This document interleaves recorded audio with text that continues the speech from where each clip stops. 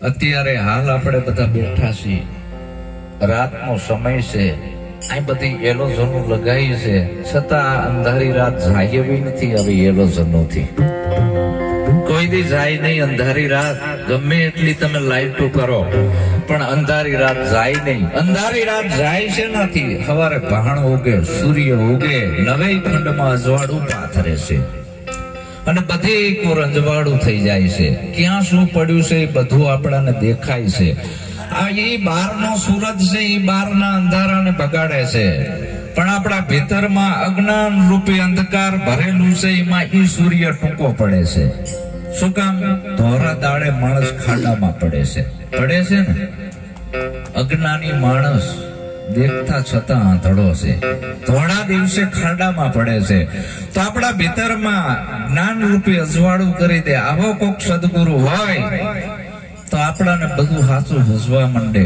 પારખ પદ આવી જાય આપણી જોડે, નિવેડો કરતા આપણે થઈ જવી સાચું શું ખોટું શું. આપણે આ 5 તત્વની કાયમે દુનિયાનો કોઈ ભગવાન જીવાડતો નથી, ભરોહે ના રહેતા. લો અહીંયા જવાનું છે, એ સત્યની મંજિલે પહોંચવું હોય તો આડું આવતું અસત્ય બાદ કરવાનું છે. મારે જો અહીંયા આવવું હોય આજ મેરા કુવા ગામની અંદર વિક્રમ બાપુના ઘરે, તો મારે મારું અમદાવાદ છોડી દેવું પડ્યું. છોડવું પડે ને. નકશો તો મારી જોડે હતો જ, સરનામું હતું, પત્રિકા આવી હતી, એમાં લખેલું હતું આટલા આટલા ગામ આડા આવે છે ને અહીંયા આવ્યું મેરા કુવા ગામ. વાતુથી અવાય આવે તો મને ખબર પડે કઈ કેટલી કષ્ટી પડે છે આવવા માટે. બધું છોડવાનું આવ્યું. એક રાતના બોધ થી જો કલ્યાણ થઈ જતું હોય સારું જ ને, તો તરત ખબર ના પડે. એના આચરણ ઉપરથી ખબર પડે કે હજી નિરાત નથી, ઉપાધિ છે, જોઈને ખબર પડી જાય મહાપુરુષોને. તો એ બધું છોડવાનું આવ્યું. તો આવો કોઈ સદગુરુ આપણાને મળે, કેવો કે નવ જાય જગુકડીથી જામની,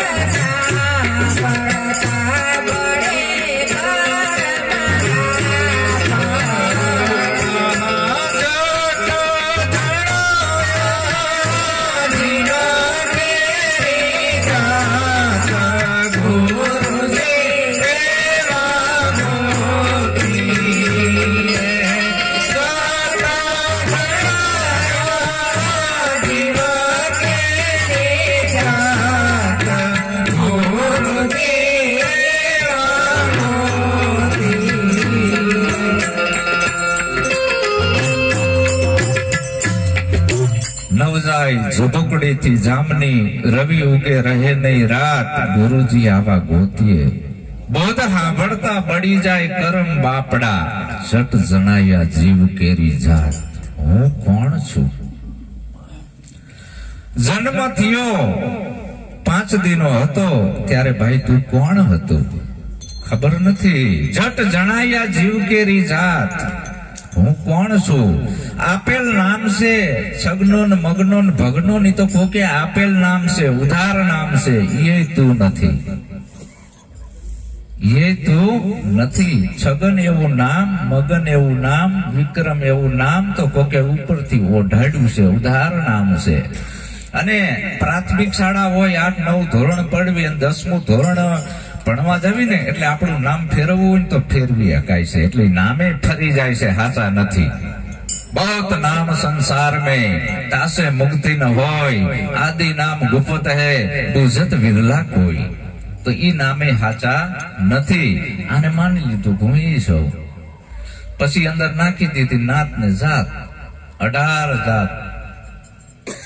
ગમે એને પૂછવી તમે કોણ છો, તો કે હું ઠાકોર છું, ઓલો કે હું દરબાર છું, ઓલો કે હું હઈ છું, હુતાર છું, કોળી છું, કણબી છું, ઘાંચી છું, મોચી છું, હરિજન છું, ભંગી છું. આવું કે છે ને. છઠ જણાયા જીવ કેરી જાત. તો આ બધી જાતું જીવની નથી. જીવની જાત શું? જો આવો કોક સદગુરુ મળે તો એક પલની અંદર એના જીવની જાત જણાઈ દેશે. ગંગા સતી માં પણ સાક્ષી પૂરે છે, જાણી લેજો જીવ કેરી જાત. તો મારી જાતિ કઈ ખબર નથી. અને માણસોએ જે આપેલ છે ઉપરથી ઠોકી બિહાર્યું છે આ પંડિતોએ પુરોહિતોએ.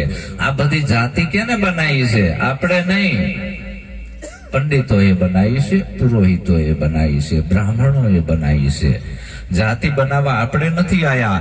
પરમાત્માની કુદરતની બનાવેલ બે જ જાતિ છે ફક્ત, સ્ત્રી અને પુરુષ. એમાં ક્યાંય પૂછવાનું ના આવે તમે કેવા છો.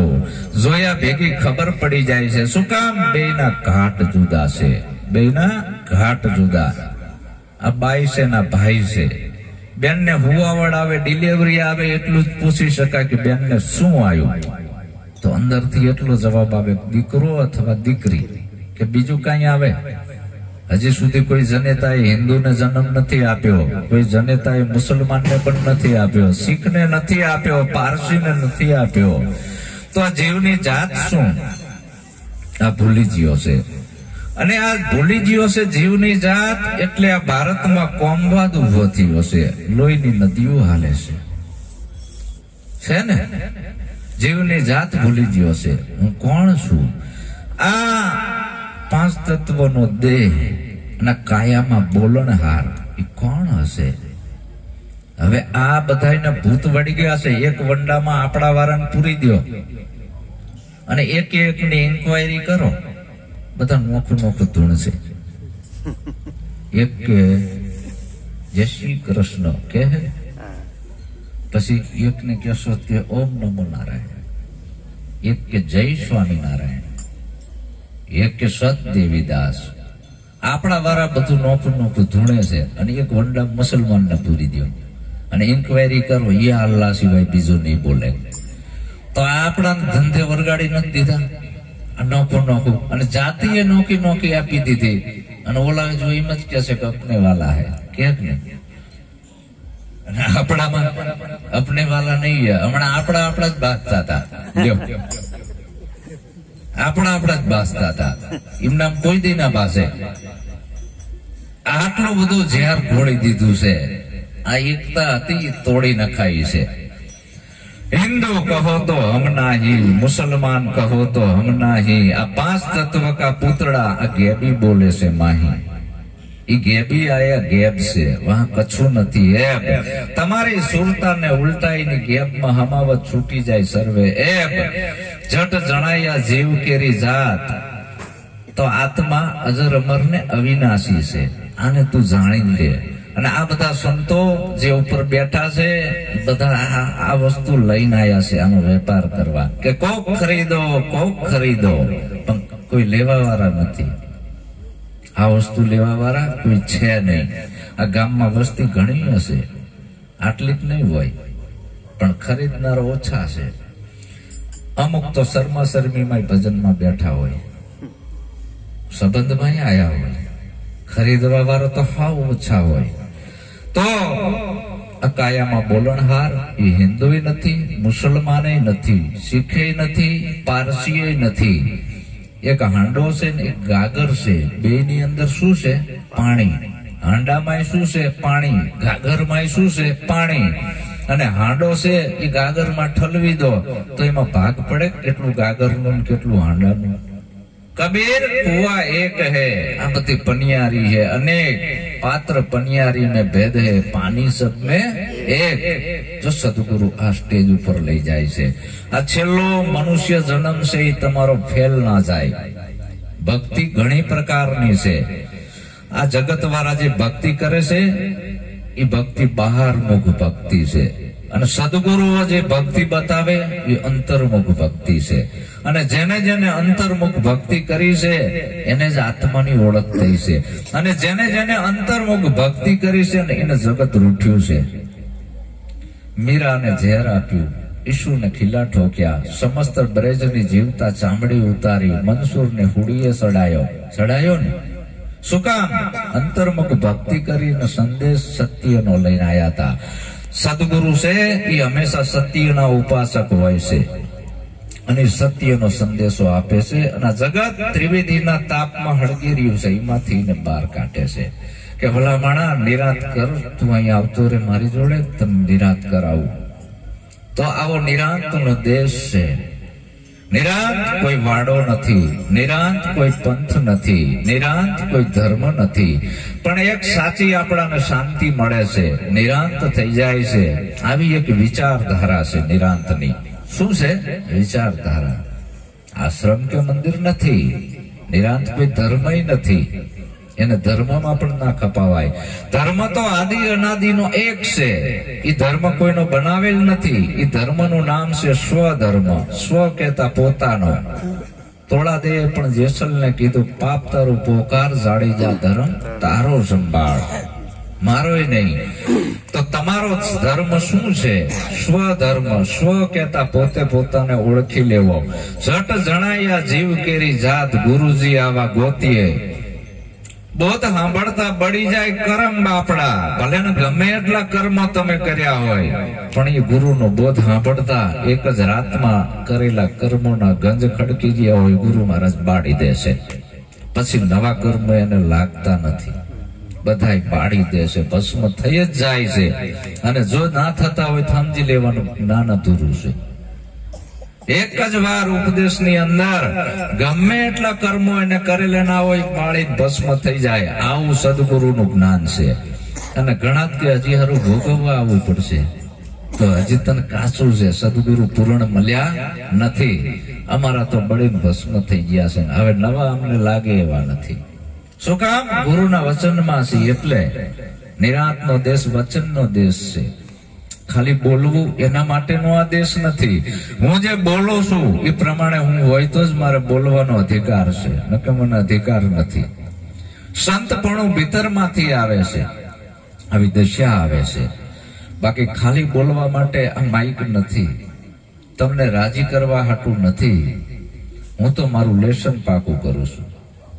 હું શું કરું છું? મારું લેસન. હું ગુરુ પણ નથી, હું ગુરુ નથી, હું મારા સદગુરુનો નોકર છું. અને આ ગાદી ઉપર બેઠો છે ને, ઈ ગુરુની ગાદી છે. હવે આ ગાદી લજવાય નહીં, આ ગાદી લજવાય નહીં. કેની ગાદી છે? ગુરુની, મારી નથી. હું તો એને ગાદી ઉપર બેહીને નોકરી કરું છું. અને હું આ બધાને આ એક સંદેશો આપી રહ્યો છું કે ભાઈ આ મારા સદગુરુનો સંદેશ છે, મારો નથી. અને આ આદેશ તમે માનો તો તમારું કલ્યાણ થશે. બાકી હું